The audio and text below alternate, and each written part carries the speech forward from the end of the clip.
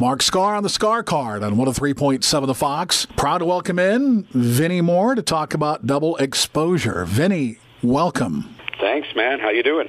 I'm all right. It's been a while. How are you? Great. It has been a while. Since right before COVID, February of 2020, Medina Entertainment Center, UFO, and Damon Johnson. Right. I think it was about 0 degrees. I remember that being the first show of the tour, actually. It was very cold. And then a month later, everything shut down and everything got weird. And then I would imagine then you were thinking about another record at that point in time. Exactly.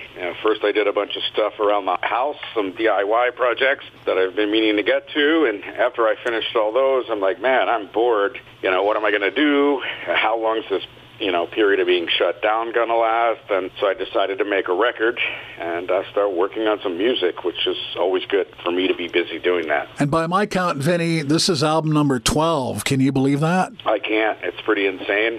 Double Exposure is the name of it. And the one thing, I suppose, Vinnie, that people will notice right away that's different from all the other ones is they're singing on this record. Yeah, that is true. And, I initially didn't plan for it to be a vocal record, but what happened was during the lockdown periods, I decided I would do a guitar instrumental EP with maybe 6 songs and put it out there quickly, just to get something out there and just to keep busy. And then while I was listening to the demos, going through the songs, I started hearing vocals in my head. And so I had this idea to add vocals to all the songs as well. And then my little project expanded and became a huge project. It took a lot longer than I initially thought it would. But, it was a cool thing to get vocals finally on one of my records.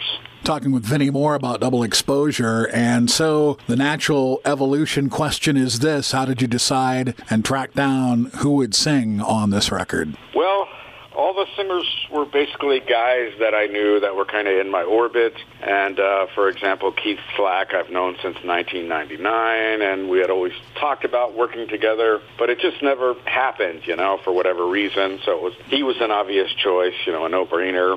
Mike DeMeo was in my band a few years ago. He played keyboards and sang a couple songs with me on a thing we did in Europe. And so, I always knew I wanted to work with him. So it just kind of sort of happened that way, friends that I wanted to work with, and this was finally the opportunity to make it happen. Talking with Vinnie Moore about double exposure. The other guys, we'd be remiss if we didn't mention them. Let's talk a little bit about Ed Terry.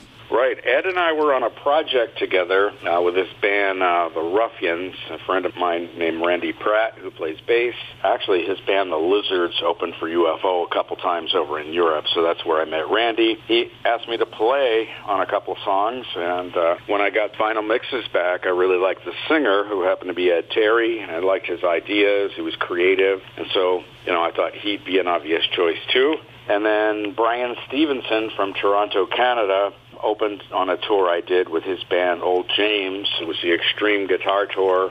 I think it was 2016 with me and Oli Roth. And I really liked Brian's voice and, what he was all about creatively, too. So, I kept in contact with him over the years, and he's another guy that came to mind pretty quickly. Talking to Vinnie Moore about double exposure. Vinnie, how's the reception been since the record came out?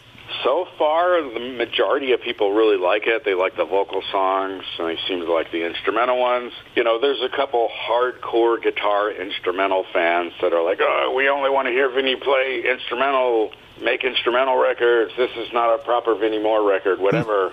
You're always going to get that, but I've only heard that a couple times. So. Well, that's nice. I can't continue doing the same thing over and over forever. You got to try new things, explore new territories, and that's what makes it exciting for me. Talking with Vinnie Moore. Vinnie, what's going to happen for you in 2023, plans-wise? We're talking about doing a solo tour right now, and, there's potentially some UFO shows if everything, fingers crossed, goes well with Phil. And, that's about all I know for now. I'm glad you segued about UFO, of course, one of my all-time favorite bands. And I think it was 20 years ago when you came in, right? Yeah, I can't believe 20 years has gone by so quickly. It's pretty amazing. And how is Phil doing? He seems to be doing really well. I mean, he says he is. He's in good spirits, that's for sure, because I talk to him a lot, and he continues to joke, and that's a good sign that he's normal Phil, because that's what he always does. I know he'd like to go out and do some shows, and let's just see how he recuperates and hope for the best. You were kind of in the middle of the Last Orders tour when everything shut down and got strange, and so it'd be nice to straighten out that fly in the ointment. Yeah, we've had a couple interruptions. First, COVID, took a chunk out of it, unfortunately, and, and then Phil's health. We had to cancel some shows in Europe, and I know he doesn't feel good about that and wants to go into it on a more proper note, so we'll see. We're talking with Vinnie Moore, and of course, unfortunately, we lost Paul Raymond in the middle of all that, and Neil Carter came back in, to the pleasant surprise of many. What's it been like transitioning from Paul to Neil? Neil was a breath of fresh air. He had added some life to the band, I think, and it's unfortunate that Paul passed, and it was the end of an era, and definitely sad. But when Neil came in, there was a fresh new start, and he actually somehow added some life to things, and it was really exciting to be with him on stage during those tours. He rocks out. He's got a lot of positive energy, and, he was out of the music business for so many years that I think he was so excited to get back into it, and, it just showed. If you just watch him on stage, just smiling and moving around and playing the songs, he's just so happy to be back out there doing it. Does he have any cool Gary Moore stories? Occasionally he'll come out with a Gary story. The only thing I can really think of off of the top of my head is that one time there was a guitar solo that lasted like 22 minutes on stage. And I'm like, all right, I love Gary. We all love and miss Gary. Yeah. UFO's had some kind of tragedy lately because we lost Paul Chapman and of course, Pete Way, too, who you played your first two records Pete was involved in. Right. Yeah, it's pretty sad stuff. Our heroes and icons are kind of, they're aging, unfortunately, and, this is what happens, sadly, part of life.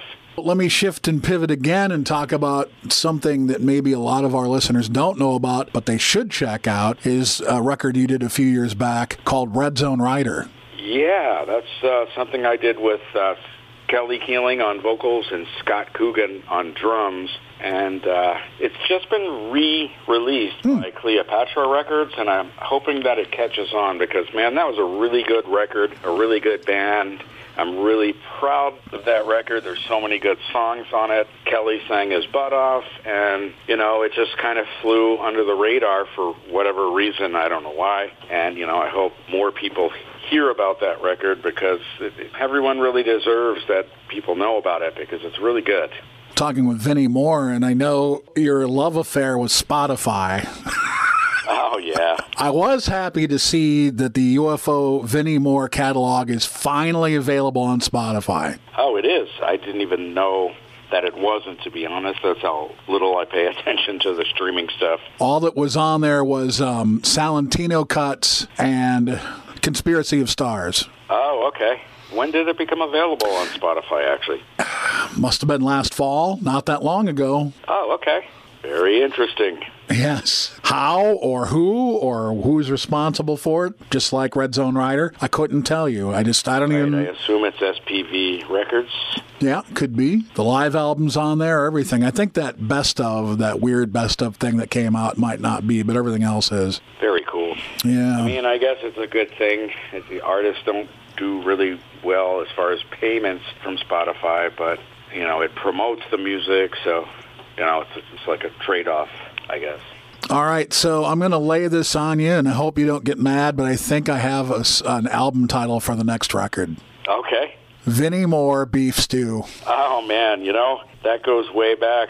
My friend who was a bass player in a band I played with in high school, always used to say that I should call my band Vinnie Moore and the Beef Stew Boys. Wow. So Beef Stew is also a good title for a record, though. Vinnie Moore and the Beef Stew Boys, Beef Stew. I'm sure it would go triple platinum. Wouldn't that just figure? All right, my friend, Vinnie Moore, Double Exposure, the new record. We've been playing it here on the Skaar Kaard, and we'll continue to support Vinnie in any way we can because we really like him. So, Vinnie, thank you. Thanks so much, man. I totally appreciate it, Mark. That's Vinnie Moore. I'm Mark Skaar. This is a Skaar Kaard on 103.7 The Fox.